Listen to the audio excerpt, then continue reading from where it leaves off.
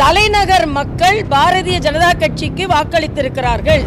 ஆக தலைநகரிலேயே தாமரை மலரும் பொழுது தமிழகத்திலும் தாமரை மலரும் என்ற நம்பிக்கை எங்களுக்கு வந்திருக்கிறது.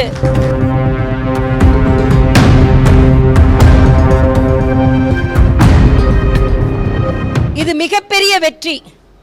பாரதிய ஜனதா கட்சி வளர்ச்சிக்கான திட்டங்களை முன்னெடுத்து செல்லும் என்பதற்காக தலைநகர் மக்கள் பாரதிய ஜனதா கட்சிக்கு வாக்களித்திருக்கிறார்கள்.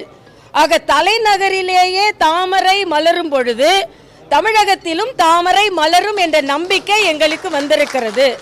2026 தலைநகரில் நாங்கள் தாமரை மலர்ந்ததை கொண்டாடியதைப் போலவே 2026 தமிழகத்தில் தாமரை மலர்வதை நாங்கள் கொண்டாடுவோம் என்பதற்கு இந்த நம்பிக்கை எங்களுக்கு ஏற்படுத்தி இருக்கிறது. இதில் மரியாதைக்குரிய பாரத பிரதமர் தலைமையிலான கட்சிக்கு மிகப்பெரிய வெற்றி, வளர்ச்சி திட்டங்களுக்கு வெற்றி.